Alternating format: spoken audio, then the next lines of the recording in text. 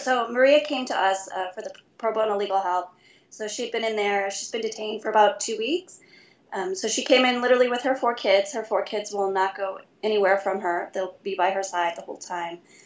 So she came in because she had her credible fear interview was earlier this week. So she just wanted some prep. No one had really kind of explained to her the situation or what was going on. She didn't understand why she was detained. She didn't know she was going to be detained. So we prepared her for the credible fear. We kind of gave her an overview. So her general situation, the reason that she had come to begin with, she's originally from Guatemala. She's indigenous. She had a very difficult upbringing. Her parents were both very neglectful and abusive. So she started working when she was 9.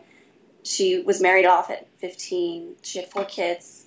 Her husband was very abusive as well, physically, emotionally, and she just kind of tried to make it on her own, but she really couldn't leave him. And then in 2011, some of the gangs were after her because her husband was driving drunk and hit a car that happened to belong to a gang member. So she went to try to go intervene. So the gang came. They were trying to kill the husband pretty violently, obviously. They tied him up and were going to burn him alive in the middle of like this park. So her neighbor came to get her to tell her what was going on.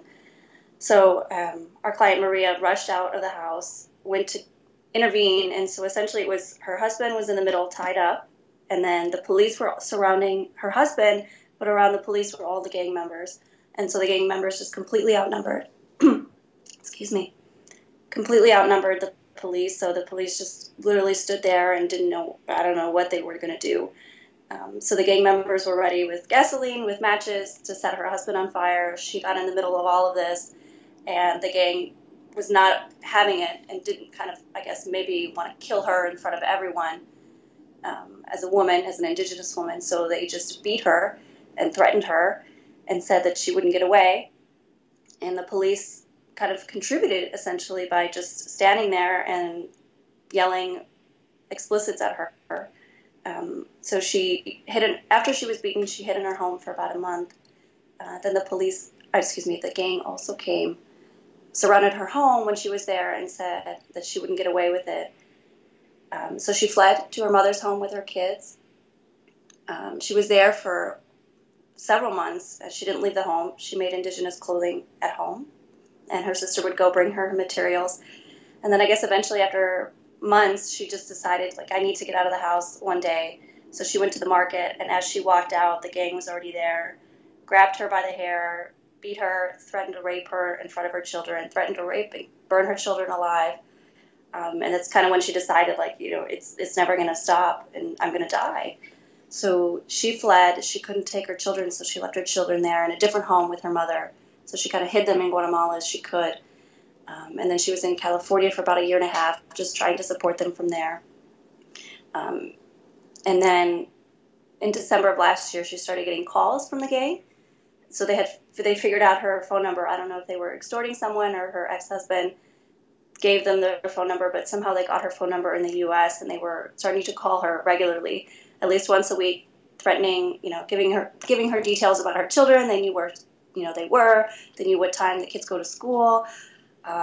They were mostly threatening the 2 older ones. The younger ones are about maybe, 5 and 8, but the older ones were in their early teens, and they said, they were going to kidnap her daughter and force her into prostitution. They were going to rape the children. They were going to burn them alive. Really horrible things. And so she tried to ignore the calls, and she changed her number, but somehow they kept coming. And so finally in February, she kind of grew desperate. She went to the consulate in California for Guatemala, and they told her, there's nothing we can do. There's nothing we can do. Go send for your children because we can't protect them.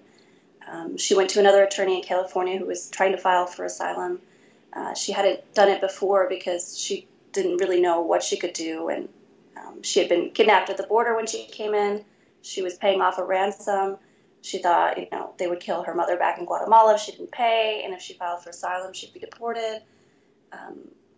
So this was all in February of this year. She kind of grew desperate, and then once they told her that there was nothing they could do, she said, all right. So she flew to Guatemala to get her kids, to save them, and then she filed a police report the day she landed. And then even the police yet again told her same thing, we'll file this report for you, but we're corrupt and we can't protect you, and you need to run with your kids now. He's like, the gang will know you're here. Her threats have been based that they knew who she was, where she was, that her husband still owed them, that she was going to be burned alive, that she wouldn't escape, and the police told her, they're going to know you're here and they're going to kill you. So you need to leave. So she left that night, and she used her GPS on her phone, and it took her about a month to get from Guatemala through Mexico with her kids, and now she's in Dilley. So she used every penny that she had to get through Mexico to feed her kids and to stay at the occasional shelter so that they could make the journey, because, keep in mind, she's by herself with these 4 kids who are exhausted. And her idea was to go to Tijuana, to go to the bridge and present herself, and she couldn't afford to get it that far. So she just kind of went where she was and crossed the border and, called 911 there and was like, please help us. I need asylum. So right now there's an indefinite detention. She had a credible fear. I'm sure she'll pass the credible fear with flying colors. I mean, she has a genuine asylum case, and the arguments are there. But, she's sitting there without the ability to afford an attorney, without the ability to fight for a bond. And even if they give her a high bond or a low bond, she wouldn't be able to afford it. So her kids will sit there for months and months until she gets, a merits hearing, without the attorney, perhaps. And in the meantime, we're spending $1,500 a day to house this family. And she just didn't, wasn't quite understanding what was going on or why they were detaining her. Like, she didn't break a law. She came in and asked for asylum. The only way that you legally can is that you need to present yourself on soil and ask for asylum. And that's what she did. And now she's the one who's sitting in a jail.